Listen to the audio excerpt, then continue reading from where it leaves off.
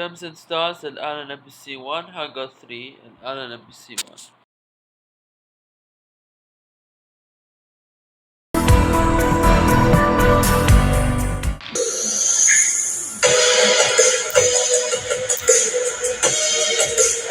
Welcome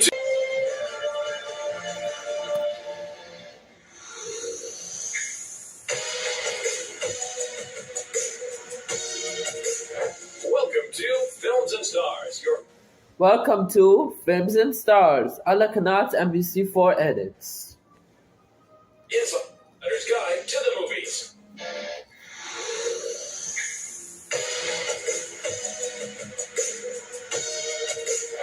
Welcome to Films and Stars, your insider's guide to the movies. This week, we stand in awe of Michelle Monaghan's cinematic versatility. But for now, she's a successful TV star out on a girls' trip in The White Lotus Season 3. Movie Report.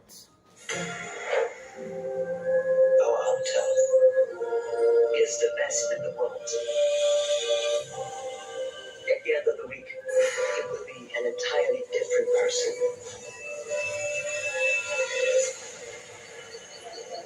To Thailand and a week of new memories. Fans of quirky dark comedy rejoice as the third season of the popular series The White Lotus is finally upon us. This Emmy Award-winning social satire once again boasts an all-star cast that heads to an A-list resort to unleash their worst, most privileged impulses. Written and directed by Mike White, this batch of episodes brings us to a new White Lotus hotel in a brand new location with a largely new cast, who were all very much into the earlier seasons. I'm going to help you bring your joy back. I'm such a big fan. Like, the first few seasons I love, and I used to say I want to be in White Lotus, but I don't know where I'd fit. I couldn't see myself in that world. And then I got the audition for Chelsea, and I was like, this could be it, this could be it.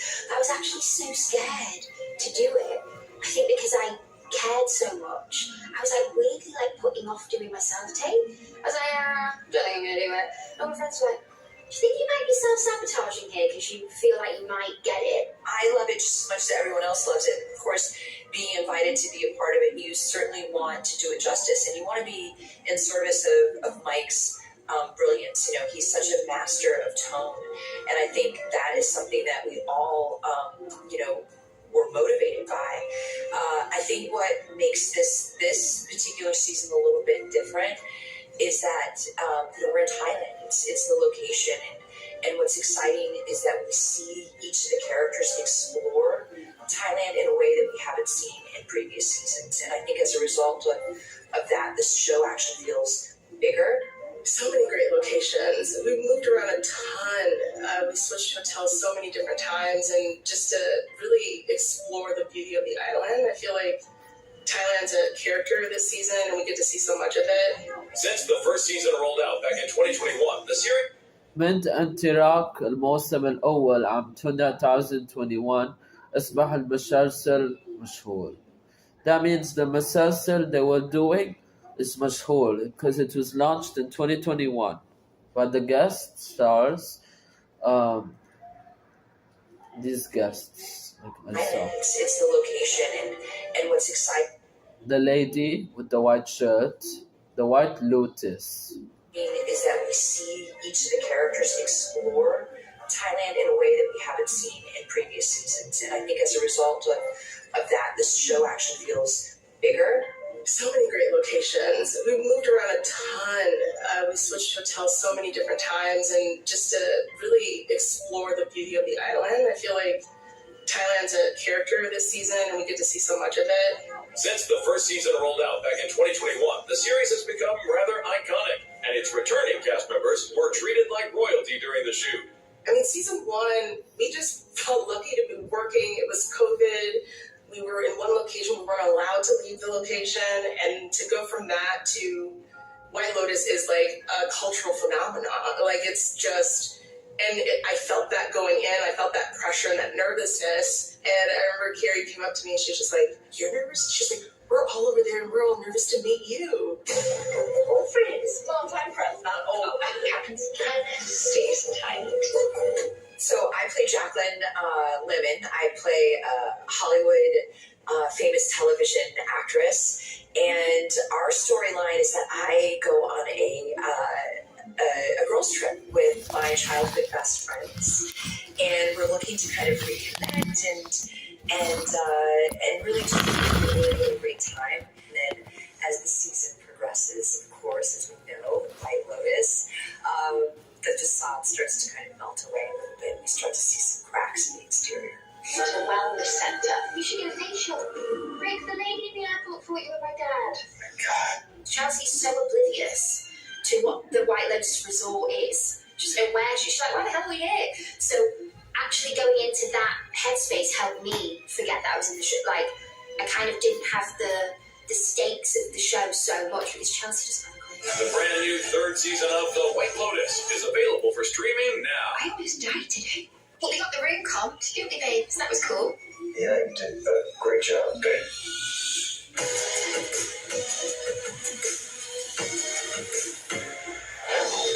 Michelle Monaghan started her career in showbiz as a model before segueing into acting. She soon became known for her versatility, surprisingly good in everything from comedy to action to intense drama. I think it's just people mistake me for being just like really, really happy all the time. It's like I really like to explore the darker sides of roles, and that it's just, obviously that's what actors do. That's our job.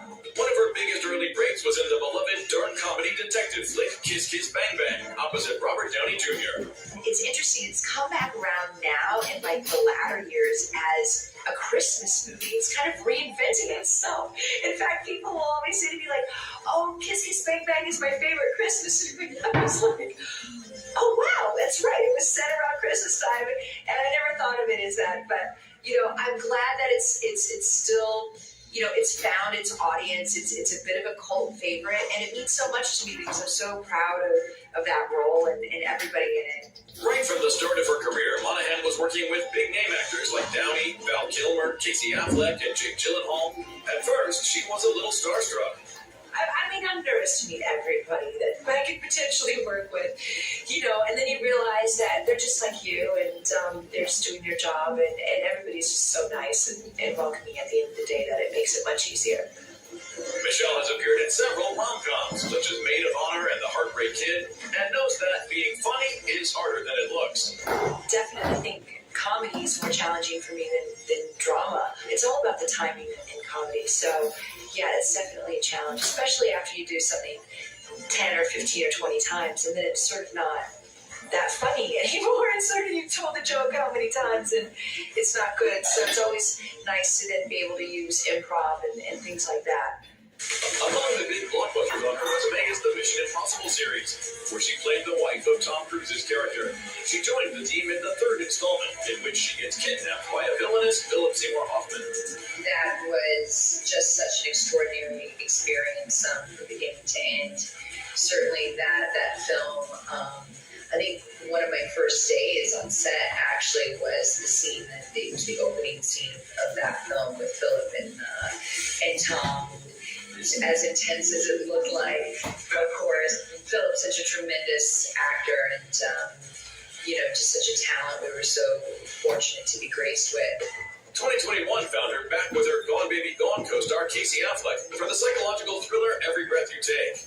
Well, listen, that movie remains, a highlight. I'm very proud of that movie. And so this was a really great opportunity to kind of creatively reunite with Casey. And once we got in that creative space again, I was reminded of, really what a tremendous actor he is. Michelle Monaghan is clearly one of the most versatile stars in the business. Well, I think it's predominantly like that I get to learn so much about myself, and it's really challenging for me, and I feel really, I'm always in awe of it, and sort of the fears that it kind of brings up in me, and I really just like going for it at the end of the day, and sort of kind of tackling those fears, I guess, and it's really fulfilling.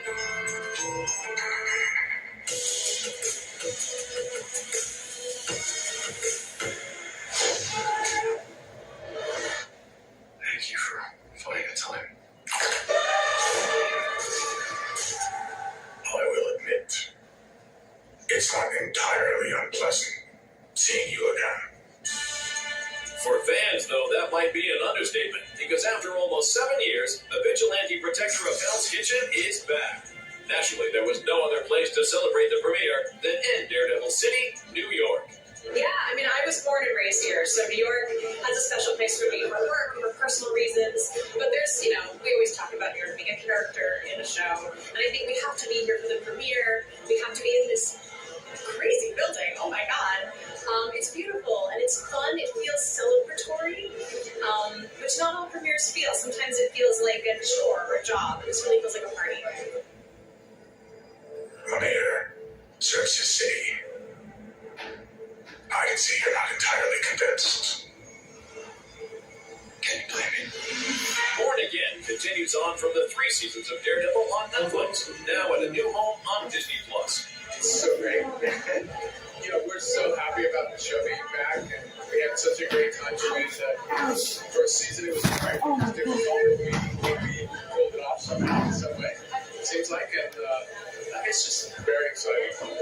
Yeah, I'm still pinching myself. I never believed this moment would happen. So, after all these years, I think it's been 6 years since we last had an episode released, and it's just surreal. It's a dream. I can't shake the feeling that you're gaming the system. Why did you stop being a vigilante? The lines crossed. First Kevin asked us to do, I think he asked you to do Spider-Man first.